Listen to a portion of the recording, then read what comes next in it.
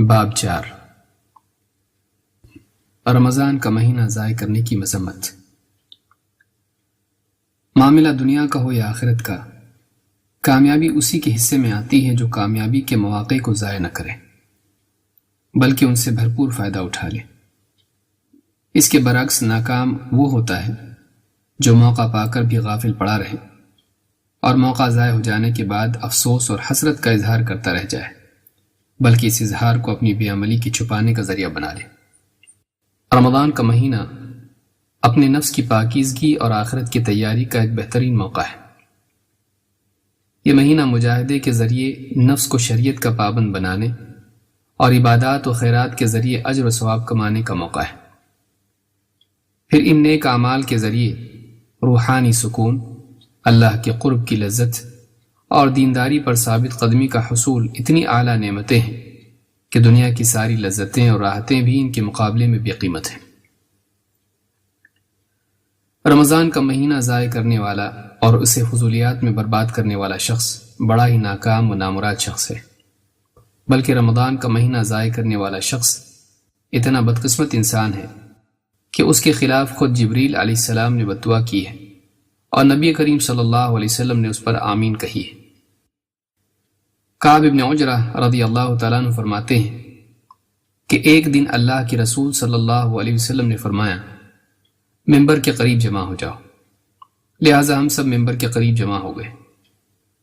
جب آپ نے ممبر کے پہلے زینے پر قدم رکھا تو کہا آمین، پھر دوسرے زینے پر قدم رکھا تو کہا آمین، پھر تیسرے زینے پر قدم رکھا تو کہا آمین۔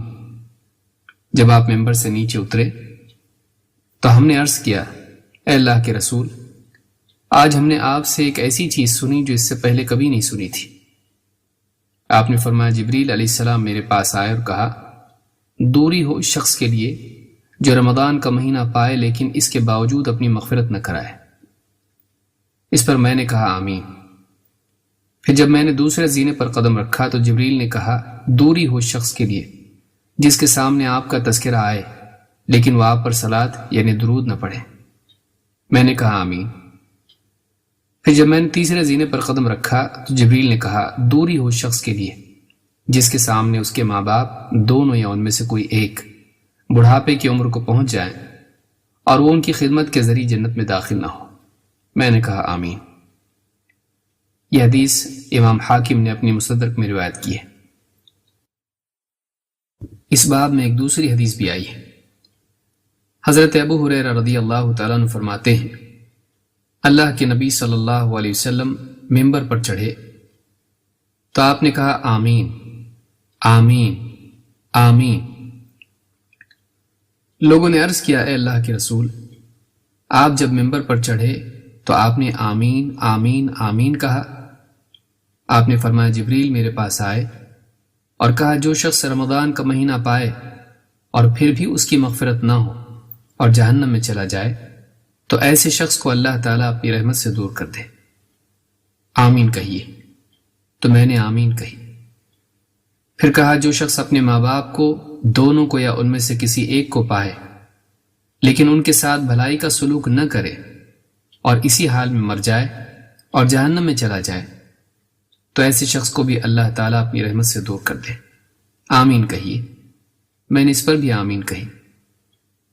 پھر کہا، جس شخص کے سامنے آپ کا تذکرہ آئے اور وہ آپ پر درود نہ پڑھے اور مر جائے اور جہنم میں چلا جائے تو اللہ تعالیٰ اسے بھی اپنی رحمت سے دور کر دے۔ کہیے آمین۔ تو میں نے اس پر بھی آمین کہی۔ یہ حدیث صحیح ابن حبان میں ہے۔ ایک حدیث میں خود نبی کریم صلی اللہ علیہ وسلم نے بھی رمضان کے ضائع کرنے والے شخص کے لیے ناکامی کی بددعا کی ہے۔ آپ نے فرمایا، اس شخص کی ناک خاک آلود ہو جس کے سامنے میرا ذکر آئے لیکن وہ مجھ پر درود نہ پڑھے، اور اس شخص کی ناک خاک آلود ہو جو رمضان کا مہینہ پائے لیکن پھر بھی اپنی مغفرت نہ کرا سکے، اور اس شخص کی ناک خاک آلود ہو جس کے والدین اس کے سامنے بڑھاپے کی عمر کو پہنچ جائیں لیکن وہ انہیں اپنے لیے جنت میں داخل ہونے کا ذریعہ نہ بنا سکے۔ اس حدیث کو امام الترمذی اور حاکم نے روایت کیا ہے۔ کتنے افسوس کا مقام ہے کہ ایک شخص کو رمضان کا پورا مہینہ نصیب ہو لیکن اس کے باوجود نہ وہ عبادات کے ذریعے اللہ سے قریب ہونے کی کوشش کرے، نہ دعا اور استغفار کے ذریعے اپنے گناہوں کی مغفرت کرا سکے، بلکہ اسی حال میں مر جائے تو یہ ہلاکت اور بربادی ہے۔ یہ اس بات کی علامت ہے کہ اسے اللہ کے دیے ہوئے اس قیمتی موقع کی بالکل قدر نہیں۔ ایسے ناشکرے بندے کو اللہ اگر اپنی جنت سے اور اپنی رحمت سے محروم کر دے تو اس میں کوئی تعجب کی بات نہیں۔ ایسے شخص کے لیے اگر فرشتوں کے سردار جبریل بد دعا کریں اور اس دعا پر نبیوں کے سردار محمد عربی صلی اللہ علیہ وسلم آمین کہیں تو یہ بھی اس شخص کی بدبختی کا واضح اور کافی ثبوت ہے۔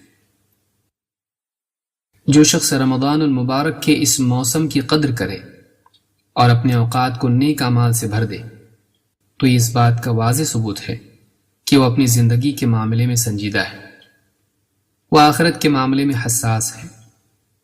لیکن اس کے برعکس جو شخص رمضان کے اس بہترین موقع کو ضائع کر دے تو اس کا یہ طرز عمل خود ہی اس بات کی دلیل ہے کہ وہ اپنی بقیہ زندگی کو بھی ضائع کرنے والا ثابت ہوگا۔